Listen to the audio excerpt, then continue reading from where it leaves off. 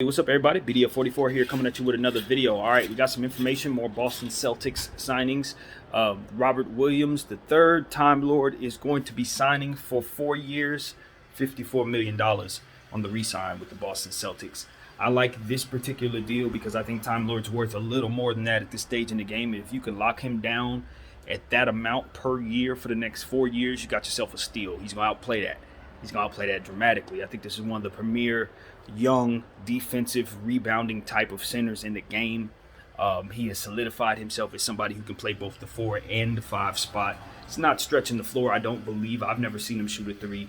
But other than that, he's somebody who can keep the flow of your offense going with good basketball IQ, rebound the ball, block shots like a madman, just solidify your defense, give you a big body presence down there in the paint that can continue to be a mainstay in that young core that they have with Jason Tatum, Jaylen Brown, Marcus Smart, and so on. So this is a good signing. I think the Marcus Smart signing was a pretty good signing as well, even though it was a little bit of a frustrating thing for me as a GM, looking at them not going after it in terms of making their team a super team so they can go after some of the super teams in the league and battle against the Lakers for that 18th NBA championship. But I honestly believe that what they're doing right now is just solidifying that they believe in what they have.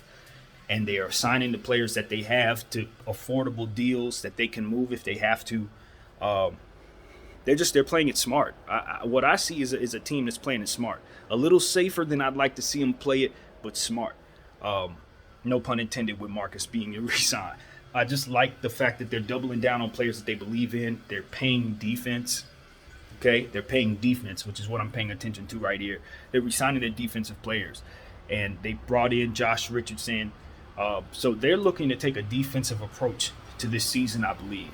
So now that I start to kind of look at what the Boston Celtics really believe in, it seems to me that they're not looking at the scoring side of the ball as much as just looking at it from a defensive perspective and hoping that their 2 stars, can carry the load with the scoring. Dennis Schroeder will help with that as well. I do wonder about the shooting on this team. I know they have some shooters on the team, but I think they're a bit young, and I'm not sure if they're going to have the type of rotation minutes that you want your shooters to have. You're going to rely upon your shooters to help space the floor on this team, and those players who shoot the ball are a bit young for my taste to be relying upon. So we'll see. Maybe those guys take a step forward, but they're going to have to because Josh Richardson showed us in Dallas that he was a part of the problem in terms of Dallas never had an issue spacing the floor until they brought him in for Seth Curry. And then we started to see how Dallas significantly had issues because he wasn't able to do it in the way that they needed him to. I'd imagine those issues and those struggles will come over to the Boston Celtics. Boston's used to have him shooting down there with Evan Fournier, one of the better shooters out there. Now going to New York, and they replace him with Josh Richardson. I'd imagine it's going to have the same effect that the Dallas Mavericks had. You bringing in Josh and you're removing a real shooter from the equation. So for me, that's going to be the question mark. Does he fit in on this team? Or is this going to be another situation where he's saying addition by subtraction? If they move Josh Richardson, they'll be better. Because that's been the story for a bit now as far as the Dallas Mavericks were concerned. We'll see if this will be the same situation. But I think this situation caters to him a bit more because of the presence of Jason Tatum and Jaylen Brown. He's going to be another player in that fast break that's going to be running and catching and doing all kinds of things that are going to make their pace really, really good. I also like Josh Richardson in this lineup for the same reason that I like Time Lord and Marcus Smart, because Josh Richardson, in theory, is a defensive player who can help create some good things on that side of the ball. Does it translate to that? We will see. I do have my questions, but ultimately, that's what they're going to be relying upon. I like Peyton Pritchard. He's a guy who's been balling out of control, even though he ran an off night in the championship game and had an off night, as most people do. But all in all, Peyton Pritchard showed us exactly what type of player he is in both Summer League and in the Pro-Am games that he was playing outside of that. He's been balling all summer long, and I'd imagine he's earned his way into a bigger role this season with the Boston Celtics. He's going to be pressing a guy like Dennis Schroeder for minutes. So keep an eye open for Peyton Pritchard, who I think is going to be trying to fight for that starting point guard position on the Boston Celtics sooner than later, probably this season or next.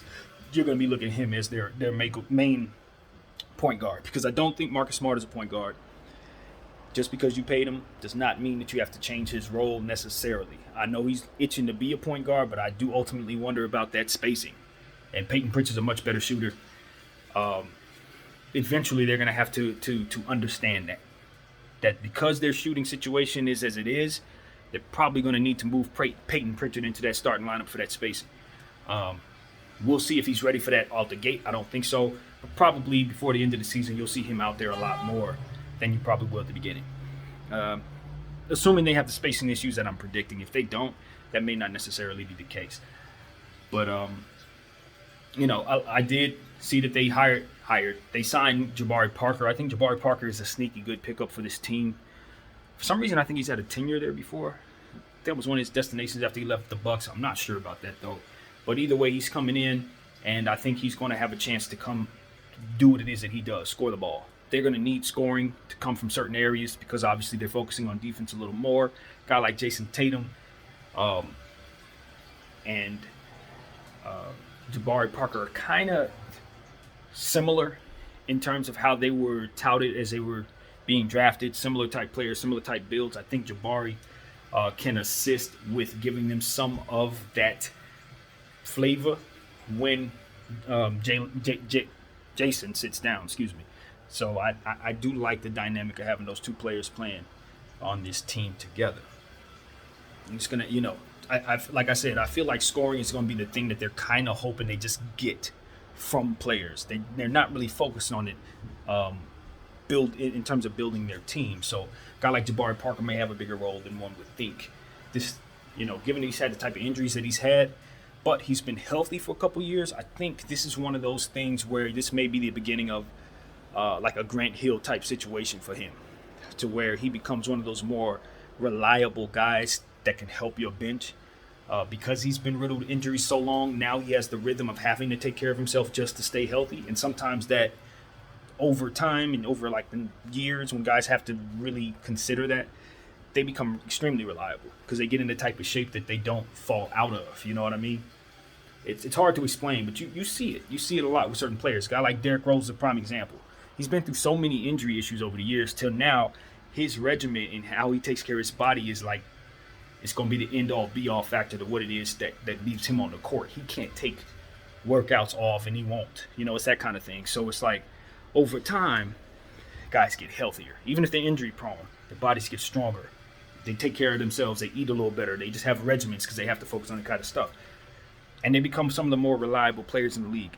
I think there's an opportunity for Jabari Parker to step into that role if he takes care of himself. I really do. Even with the issues that he's had with so many knee surgeries. So I'm hopeful for that guy, man. I'm hopeful for him. There's a lot of players on this Boston Celtics team that you want to see succeed. Obviously, Dennis Schroeder, hope he gets his money. You know what I mean? A lot of people are laughing, but I don't think he deserved this. I don't. He made a big mistake. He learned a tough lesson, and that's the end of that. He's going to go out there and play with the role that they give him. Like I said, there will be opportunities to score. He scores, so that's going to be good. And I really think he has a chance to really have a strong season. This is not a player who sucks. This is somebody who the Lakers were going to give $80-something million to and thought that was a good idea just about 6 months ago. And he hasn't had any injuries. So this is somebody who's going to go out there for the Boston Celtics on a mission, just like the rest of their team, to try to prove themselves a real Eastern Conference contender, for which it doesn't look like they are with the field being as strong as it is. But with injury issues being as they have been, you never know. Maybe the Boston Celtics can find themselves being in one of those playoff spots after all. But as of right now, I have them in the play-in game, possibly in those final four spots. I just don't think they've made the type of moves that make me say they've ascended above the field, which is getting better in the Eastern Conference. However, they do have the assets, as we've discussed on this channel many times. They've got the assets to get better. So if somebody comes about that they want to trade for, I think they can pull it off. So that's what I got, man. Time Lord's going to stay. I like the deal for him. It's a good contract all the way around. I think it's an A+ to be honest with you. I believe in Time Lord to that degree. I would have paid him $10 million more and felt good about that if I were him. So to get him at 54 for 4 years is a steal, in my opinion. He's going to outplay that. So my name is BDF44. I thank y'all for watching. And